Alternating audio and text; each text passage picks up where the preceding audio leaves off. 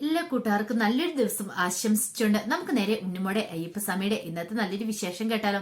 അങ്ങനെ ഇന്നത്തെ വിശേഷത്തിൽ ഉണ്ണിമോളും ഗിരിദേവനും ഭാവിയെ സംസാരിച്ചുകൊണ്ടിരിക്കുന്ന സമയത്ത് അങ്ങോട്ടേക്ക് രഘുവരൻ വരുവാണ്. രഘുവരൻ വന്നു കഴിഞ്ഞപ്പം അയാളുടെ കയ്യിൽ ഒരു ചാർട്ട് പേപ്പർ ഉണ്ടായിരുന്നു. അയാളത് ഉണ്ണിമോളുടെ നേർക്ക് നീട്ടുവാണ്. ഉണ്ണിമോൾ അത് വാങ്ങി. ഉണ്ണിമോൾ നോക്കിക്കഴിഞ്ഞപ്പോഴത്തേനും ഉണ്ണിമോൾക്ക് അത്ഭുതം സഹിക്കാൻ പറ്റില്ല. കാരണം അതിനകത്തൊരു മാതൃകയായിരുന്നു ഒരു ക്ഷേത്രത്തിന്റെ. അല്ല, ഇതെന്താ അങ്കളെ എന്റെ കയ്യിൽ തരുന്നതെന്ന് ചോദിക്കാം. ഇത് മനസ്സിലായല്ലോ ഉണ്ണിമോൾക്ക്. അല്ല അത് പിന്നെ എന്നൊക്കെ പറഞ്ഞ് ഉണ്ണിമോള് നിൽക്കുകയാണ്. ഇതാണ് ഉണ്ണിമോള് പണിയാൻ പോകുന്ന ക്ഷേത്രത്തിന്റെ മാതൃക എന്ന് പറയാം. ഞാൻ പണിയാൻ പോകുന്ന ക്ഷേത്രത്തിന്റെ. അതെ, ഉണ്ണിമോൾ എന്നോട് ഒരു ആഗ്രഹം പറഞ്ഞില്ലായിരുന്നോ? ഉണ്ണിമോൾക്ക് ഒരു ക്ഷേത്രം പണിയണം, അതിനുവേണ്ടി ഉണ്ണിമോൾ എന്നെ കാണാൻ വന്നേന്ന്. എനിക്ക് മനസ്സിലായി ഉണ്ണിമോളുടെ ആവശ്യം എന്താന്ന്. ഒരു പക്ഷേങ്കില് എന്റെ തമ്പുരുമോള് പോയതൊന്നും അറിയാതെ ഉണ്ണിമോൾ എന്നെ കാണാനായിട്ട് വന്നേ. അപ്പൊ ഉണ്ണിമോളുടെ ആഗ്രഹം സാധിച്ചു തരാതിരിക്കാൻ എനിക്ക് പറ്റില്ല. കാരണം എന്റെ മോളെ വീണ്ടെടുക്കാൻ വേണ്ടിട്ട് ഉണ്ണിമോൾ ഒത്തിരി കഷ്ടപ്പെടുന്നുണ്ട്. അപ്പൊ ഇനി എനിക്കത് കണ്ടിരുന്ന് അടിക്കാനായിട്ട് പറ്റില്ല. അപ്പൊ അതിനു വേണ്ടി ഉണ്ണിമോൾക്ക് ഞാൻ ക്ഷേത്രം പണിതു തരാൻ തന്നെ തീരുമാനിച്ചു. ഈ മാതൃക വരച്ചത് പ്രശസ്തനായ ഗോവിന്ദപ്പണിക്കര. കാരണം ഭയങ്കര പ്രഗത്ഭനായ അയാള്. സമയം കിട്ടി പെട്ടെന്നൊന്നും പണിയാനായിട്ട് സമയം കിട്ടിയെന്ന് വരില്ല. എന്നാലും അദ്ദേഹം വന്ന് പണിത് തരാന്നൊക്കെ പറഞ്ഞിട്ടുണ്ട്. അതിന്റെ ഒരു ചെറിയ മാതൃകയാണ് ഇപ്പൊ തന്നേന്ന് പറയാണ്. ഉണ്ണിമോൾക്ക് ഇതിൽ പരം ഒരു സന്തോഷം വേറെയില്ല. ഉണ്ണിമോള് പറഞ്ഞു, അല്ല അത് പിന്നെ അങ്കളെ ഞാന്. ഉണ്ണിമോള് പേടിക്കൊന്നും വേണ്ട, എന്റെ അടുത്ത് സഹായം അഭ്യർത്ഥിച്ച് വന്നില്ലേന്ന് ചോദിക്കാം. ഗിരിദേവൻ പറഞ്ഞു, ഉണ്ണിമോൾക്ക് സന്തോഷമായില്ലേന്ന് ചോദിക്കാം. സന്തോഷമായി. ഇനി പ്രതിഫലമായിട്ട് ഈ അങ്കളുടെ ഉണ്ണിമോൾ എന്താ കൊടുക്കാൻ പോണേ? ഉണ്ണിമോള് പറഞ്ഞു, ഞാൻ എന്താ ഗിരിദേവ കൊടുക്കണേന്ന് ചോദിക്കാം. തമ്പുരുമോൾ ഉണ്ടല്ലോ, ദേ കഥവ് തുറന്നാ കിടക്കണേ. തമ്പുരുമോളെ അല്ലേ നമ്മൾ പകരം പ്രതിഫലമായിട്ട് കൊടുക്കണ്ടെന്ന് ചോദിക്കാം. അതെങ്ങനെ സാധിക്കും ഗിരിദേവ? ഉണ്ണിമോളെ ഞാൻ പറഞ്ഞില്ലായിരുന്നോ ഉണ്ണിമോൾ അകത്തേക്കല്ല. അതിപ്പോ ഞാൻ തന്നെ ഇങ്ങനെ ചെല്ലുന്നേ, തനിച്ച് ചെല്ലാൻ പറ്റില്ലല്ലോ. ഞാൻ ചേച്ചിയെ കൂട്ടിക്കൊണ്ട് ചെല്ലാന്നല്ലേ പറഞ്ഞേ യക്ഷിയമ്മയോട്. അപ്പൊ നൃത്തം ചെയ്യാൻ ചേച്ചി ഇല്ലാതെ ഞാൻ ചെന്നിട്ടുണ്ടെങ്കിൽ യക്ഷിയമ്മ ചോദിക്കില്ല എന്റെ ചേച്ചി എന്റേന്ന്. ഗിരിദേവൻ പറഞ്ഞ പോലെ ഞാൻ പറഞ്ഞേ. ഇപ്പൊ ഞാനാകെ പെട്ടുപോയി. ചേച്ചി ഇല്ലാതെ ചെന്ന് കഴിഞ്ഞിട്ടുണ്ടെങ്കിൽ ഞാൻ കള്ളത്തരം പറഞ്ഞാന്നല്ലേ യക്ഷിയമ്മ വിചാരിക്കുള്ളൂ. അതൊന്നും ഓർത്ത് ഉണ്ണിമോള് വിഷമിക്കണ്ട. ചേച്ചിയൊക്കെ കൃത്യസമയത്ത് വന്നോളൂ. ഉണ്ണിമോൾ അങ്ങോട്ട് ചെല്ലാൻ പറയാണ്. അങ്ങനെ ഉണ്ണിമോളെ അങ്ങോട്ട് പറഞ്ഞു വിട്ടു.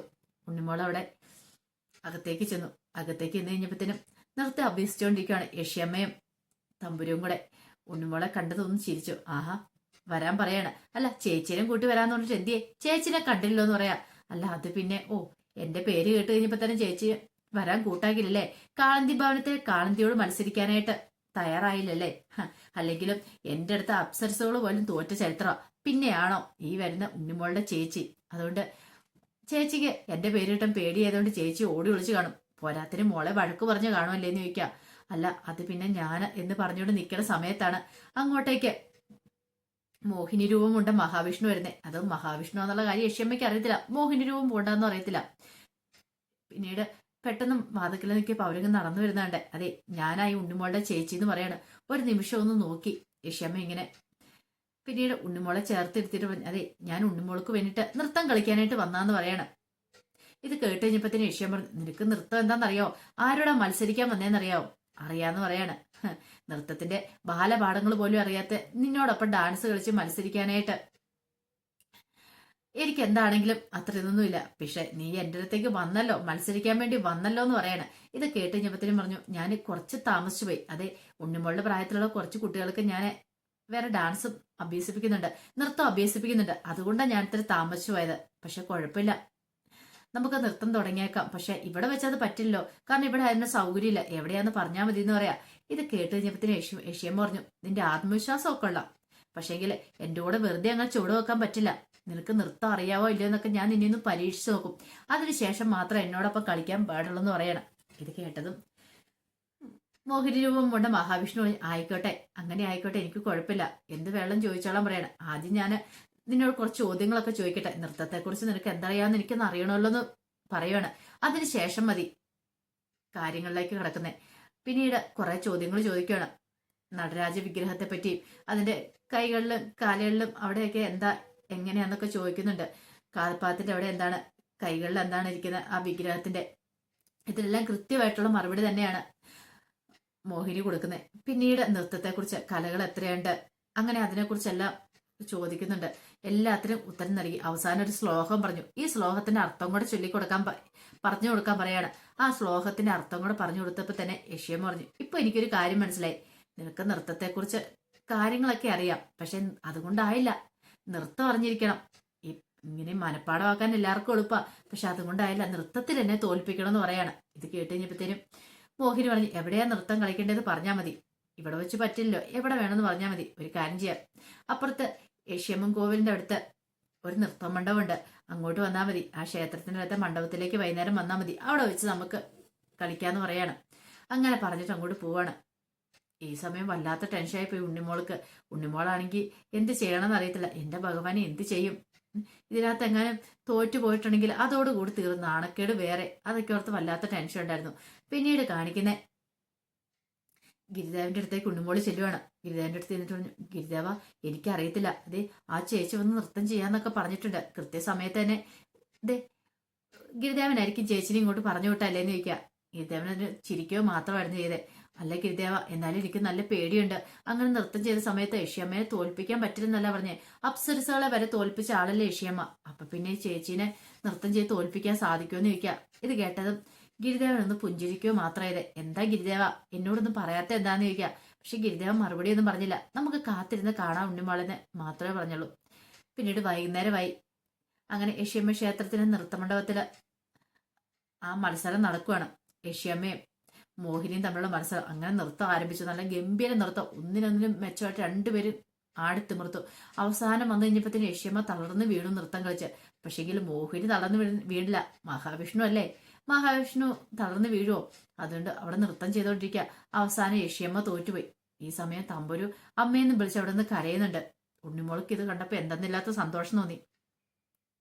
പിന്നീട് ഉണ്ണിമോളും മോഹിനിയും ഗിരിദേവൻ സംസാരിച്ചുകൊണ്ട് വരിക. ഈ സമയം ഗിരിദേവൻ ഉണ്ണിമോളോട് പറഞ്ഞു, ഞാൻ ചില കാര്യങ്ങളൊക്കെ പറഞ്ഞിട്ടുണ്ട്, ഉണ്ണിമോൾ അതൊക്കെ കേട്ടിട്ടുണ്ടായിരിക്കുമല്ലോ. അതെ, ഈ അമ്മ ഈ ചേച്ചിയമ്മ എന്തെങ്കിലുമൊക്കെ പറയാം അവിടെ ചെന്ന് കഴിയുമ്പോ അതിനെല്ലാം ഉണ്ണിമോളെ എസ് മൊളിയാ മതി, വേറൊന്നും തിരിച്ചു പറയണ്ട കേട്ടോ എന്ന് പറയണ. എതിർത്തൊന്നും പറയണ്ട, കുറെ കാര്യങ്ങൾ ഉണ്ണിമോളെ കുറിച്ച് ഇടയ്ക്ക് പറയൂന്ന് പറയാം. ശരിയെന്ന് പറയണ. പിന്നെ ചോദ്യങ്ങളൊന്നും ആ സമയത്ത് ഈ ചേച്ചിയോട് ചോദിക്കലെന്ന് പറയും. ഇല്ല എന്ന് പറയാണ്. യക്ഷിയമ്മേനെ കണ്ടു കഴിയുമ്പോൾ കുറച്ച് കാര്യങ്ങളൊക്കെ പറയും. അതിന്റെ ഇടയ്ക്ക് കയറി ഉണ്ണിമോളെ അഭിപ്രായം ഒന്നും പറയണ്ട എന്ന് മാത്രമാണ് ഗിരിദേവൻ പറഞ്ഞത്. പിന്നീട് യക്ഷിയമ്മയുടെ അടുത്തേക്ക് ഒരു ചെല്ലുവാണ്. ഈ സമയം യക്ഷിയമ്മയും തമ്പൂരും കൂടെ അങ്ങോട്ട് വരുവാണ്. തമ്പൂരും കൂടെ വന്നു കഴിഞ്ഞപ്പോഴത്തേനും യക്ഷിയമ്മ പറഞ്ഞു, ഓ നീ എന്നെ നൃത്തത്തിൽ തോൽപ്പിച്ചില്ലേ, ആ ഒരു സന്തോഷത്തിലായിരിക്കും അല്ലേ എന്ന് ചോദിക്കുവാണ്. ഇത് കേട്ട് കഴിഞ്ഞപ്പോ മോഹിനി പറഞ്ഞു, അതെ നമുക്കെല്ലാം അറിയാവുന്നൊരു ഭാവം അതൊരിക്കലും പാടില്ല. എല്ലാം അറിഞ്ഞോളാം, എല്ലാം തികഞ്ഞോളാന്നൊരു ചിന്ത അത് മനസ്സിൽ നിന്ന് എടുത്ത് കളയണം. അതന്നെയാണ് ഏറ്റവും നല്ല ഒരു നൃത്തം അഭ്യസിക്കുന്ന ഒരാൾക്ക് വേണ്ടതെന്ന് പറയണം. അഹന്ത ഒരിക്കലും പാടില്ല എന്ന് പറയാണ്. പിന്നീട് മോഹിനി യക്ഷിയമ്മയോട് പറഞ്ഞു, അല്ലെ ഒരു വട്ടം കൂടെ എന്റെ കൂടെ നൃത്തം കളിക്കാൻ സമ്മതമാണെന്ന് ചോദിക്കുക. ഇത് കേട്ടതും യക്ഷിയമ്മ ഒന്നും മിണ്ടിയില്ല. പെട്ടെന്ന് ഗിരിദേവൻ പറഞ്ഞു, സമ്മതമായിരിക്കില്ല, കാരണം ഇനി ഒരു വട്ടം കൂടെ തോൽക്കാനായിട്ട് പറ്റില്ലായിരിക്കും എന്ന് പറയാണ്.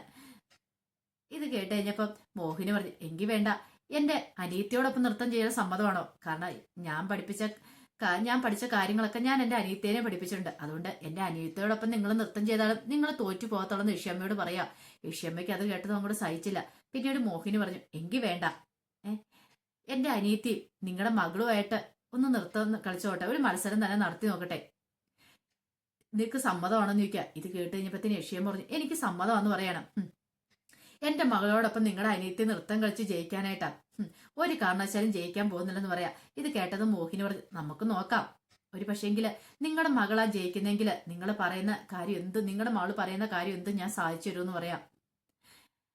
സത്യമാണോ എന്ന് ചോദിക്കും. അങ്ങനെയാണെങ്കിൽ കുഴപ്പമില്ല, പക്ഷെ ഒരു കാര്യമുണ്ട്, എന്റെ അനിയത്തിയെ ജയിക്കുന്നെങ്കിൽ എന്റെ അനിയത്തി പറയുന്ന കാര്യങ്ങൾ നിങ്ങൾ അനുസരിക്കണമെന്ന് പറയണം. അവസാനം സമ്മതിച്ചു. അങ്ങനെ അവര് തമ്മിൽ ഒരു പന്തയം വെക്കുകയാണ്. അവസാനം സത്യം ചൊല്ലി കൊടുക്കുകയാണ് യക്ഷിയമ്മ.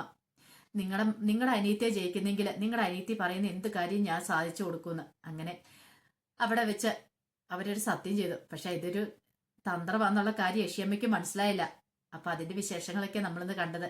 ഇതിന്റെ ബാക്കി വിശേഷങ്ങളുമായിട്ട് നമുക്ക് വൈകുന്നേരത്തെ പ്രൊമോയി വരാട്ടോ. ഇനിയിപ്പോ നമ്മൾ കാണാൻ പോകുന്ന നെക്സ്റ്റ് വീക്ക് പ്രൊമോയ. അതിനകത്ത് ഇനി ഉണ്ണിമോളും തമ്പുരും നമ്മൾ നൃത്തമായിരിക്കും. അതിനകത്ത് ഉറപ്പായിട്ടും ഉണ്ണിമോളായിരിക്കും ജയിക്കുള്ളൂ. എങ്കിൽ മാത്രമല്ലേ തമ്പുരുവിനെ തിരിച്ച് രഘുവരന് കൊടുക്കാനായിട്ട് പറ്റുള്ളൂ. തിരിച്ച് തമ്പുരിന്റെ ഓർമ്മശക്തികളൊക്കെ അതേപടി തന്നെ തിരിച്ച് രഘുവരന് കൊടുക്കുകയും ചെയ്യണമല്ലോ.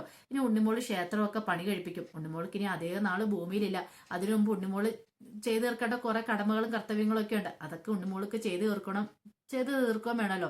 അപ്പൊ അതിന്റെ വിശേഷങ്ങളൊക്കെ നമുക്ക് എല്ലാവർക്കും കാത്തിരിക്കാം കേട്ടോ. ഒരിക്കൽ കൂടി എല്ലാവർക്കും നല്ലൊരു ദിവസം ആശംസിച്ചു നിർത്തുന്നു.